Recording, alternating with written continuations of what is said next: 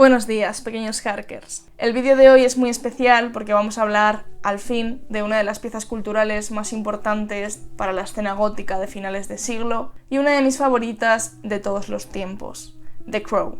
Hace unos 10 años vi por primera vez la película de 1994, dirigida por Alex Proyas y protagonizada por Brandon Lee, asesinado accidentalmente durante el rodaje de la misma. Desde el primer momento que vi esta película, algo cambió en mi interior y me abrió la puerta hacia la senda oscura que camino desde entonces. Hace años que llevo buscando el cómic, pero no he podido leerlo hasta la fecha por una razón muy sencilla. Era imposible de encontrar en físico y ya no os digo de encontrarlo en español. Estaba descatalogado en todas partes, no había segundas manos por ningún sitio. En la biblioteca de mi ciudad ponía que estaba la obra de los 4 volúmenes y sin embargo eran libros fantasma, no estaban realmente. Pensé en leerla en formato digital porque eso sí que era sencillo de encontrar, pero decidí no hacerlo en el último momento porque no quise arruinarme esa experiencia. Y como el destino es sabio y todos merecemos ser felices, Norma reeditó la obra a finales de 2018 y me pude hacer con ella. La espera mereció la pena porque esta preciosa traducción está hecha a partir de la reedición que llevó a cabo James O'Barr en 2010, volviendo a ilustrar manualmente la obra debido a que no estaba del todo satisfecho con el producto inicial.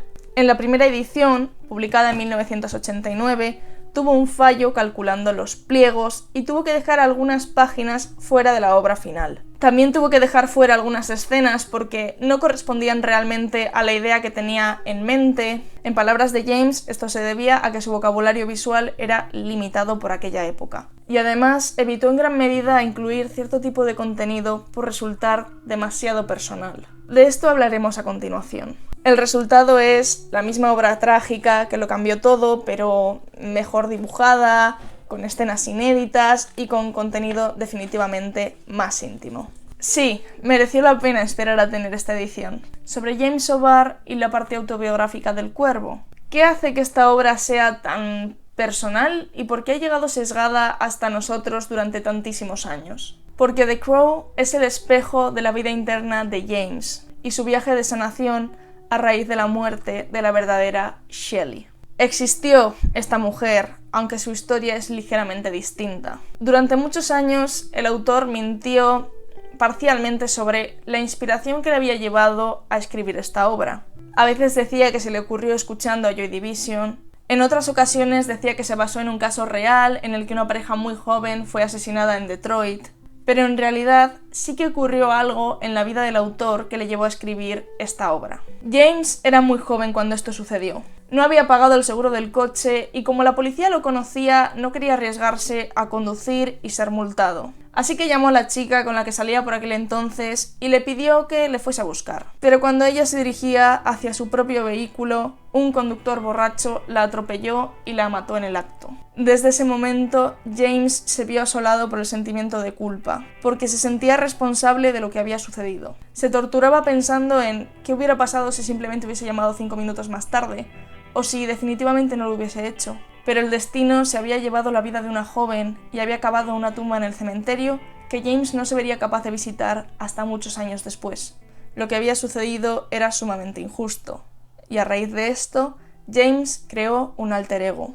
Un personaje surgido de la muerte y capaz de traer al mundo esa justicia que tanto anhelaba. Lo llamó Eric, como el fantasma de la ópera, porque era la viva imagen del resentimiento oculta tras una máscara. La decisión estética del personaje de Eric Draven también viene determinada por esto. Literalmente es el rostro de la tragedia griega. Lleva dibujada una máscara teatral que oculta a lo que queda del humano. Pero a la vez es la diosa cuervo, es la muerte disfrazada de vida, razón por la que se muestra con rasgos ligeramente afeminados. Existe mucha simbología en torno al personaje de Eric y a su cuervo. Nada es casual en esta obra. Por otro lado, Shelley recibe el nombre de Mary Shelley, la creadora de Frankenstein, quien también llegó a sentir que el monstruo de su obra se hacía real. Pero The Crow no se quedó en un simple ejercicio de catarsis. La muerte accidental de Brandon Lee durante la recreación de una de las escenas fue un durísimo golpe para James. La obra que había surgido para sanar una tragedia había desembocado en otra. Era el eterno retorno al dolor, la obra maldita que solo traía muerte consigo. James O'Barr lleva toda su vida aprendiendo a perdonarse, intentando liberarse de las cadenas de una culpa que en realidad no debería sentir. The Crow es su carta de amor más pura, su poema épico y su anhelo de redención. Es una pieza única que nos envuelve en su dolor y que nos recuerda que no hay nada más importante que el amor. Y una vez metidos en materia, toca preguntarse, ¿y de qué trata The Crow? Para los que no lo sepan, y resumiendo mucho, trata sobre Eric y Shelley, una pareja que es asesinada el día antes de su boda por unos pandilleros. Un año más tarde, Eric, guiado por un cuervo, vuelve desde el inframundo para llevar a cabo su venganza. La película retoma el mismo argumento, pero lo lleva a cabo con una realización un poco distinta. Y como esto no es una reseña usual, sino simplemente una recomendación en la que no voy a señalar puntos negativos, me he tomado la libertad de identificar algunas de estas diferencias entre el cómic y la película. En primer lugar, la película comienza hablando de la Noche del Diablo, el 30 de octubre, la víspera de Halloween. Una noche donde el vandalismo toma las calles de Detroit y los crímenes suceden de forma descontrolada. Esta es la noche donde Eric y Shelley pierden la vida. Pero la realidad es que en el cómic no se menciona la Noche del Diablo y me parece que simplemente se hace referencia a que es final de octubre. El Eric Draven de Brandon Lee era un rockero y tocaba la guitarra en una banda. A raíz de esto aparece una de las frases más icónicas asociadas al cuervo, que correspondía al título de una de sus canciones, It Can Rain All the Time, o en español, No llueve eternamente. Pues lo siento mucho, pero esto fue pura inventiva cinematográfica. El Eric del cómic ni es músico ni jamás llega a pronunciar esa frase. Y si esto os ha dolido, lamento mucho tener que informar de que Victims aren't we all tampoco es una frase original del cómic. Pero hay mucho más de lo que hablar. El asesinato de Eric y Shelley sucede de forma muy distinta. En la película son asesinados en su propia casa y Eric es arrojado desde la ventana. Pero en el cómic, mientras conducen, su coche se estropea en mitad de la carretera y son atacados por unos pandilleros drogadictos, lo que nos lleva a la diferencia más importante. En la película, los asesinos pertenecen a una mafia estructurada que mantiene bajo su control a todos los yonkis pandilleros de la zona. Pero en el cómic son simplemente eso, unos yonkis pandilleros con los que tuvieron la mala suerte de cruzarse. No hay mafia, no hay nada. El resto de diferencias están plenamente relacionadas con el lenguaje visual de la narración y su proyección en la pantalla.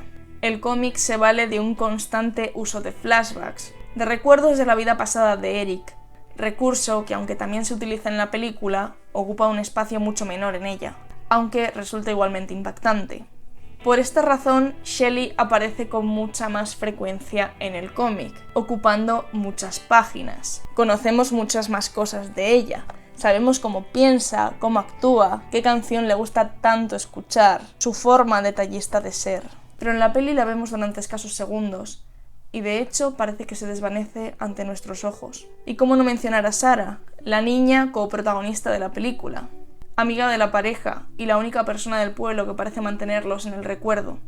Aparece también en el cómic, pero de forma muy distinta. Su nombre aquí es Sherry y no conoció a la pareja en vida.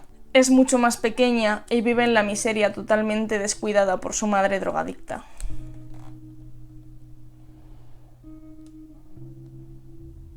Es el único personaje capaz de despertar el lado más humano y amable de nuestro ángel vengador. Dejando de lado estos asuntos superficiales y profundizando un poco más, la auténtica diferencia entre el cómic y la película es que mientras que en el cómic se explora la historia a través de la intimidad de Eric, su pasado, sus reflexiones y el cuervo que lo acompaña como la voz de su conciencia, la peli se sirve de la relación de Eric y su interacción con el resto de personajes de la historia para hacernos llegar su dolor.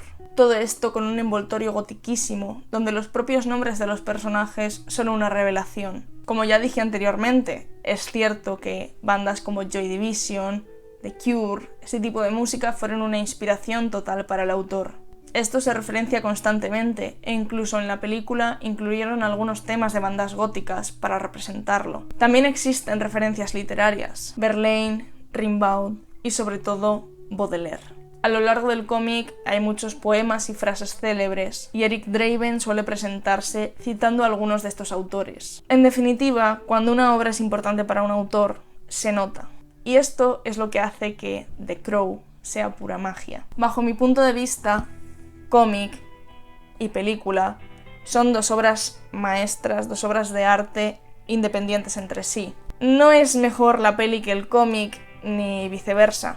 Ambas tienen la misma esencia, pero tienen un valor incalculable por sí solas. Espero que os haya gustado este vídeo si ya habíais visto y leído The Crow, y en caso contrario, espero que os haya gustado tanto que os incite a verla o leer el cómic. Hasta la próxima, pequeños Harkers.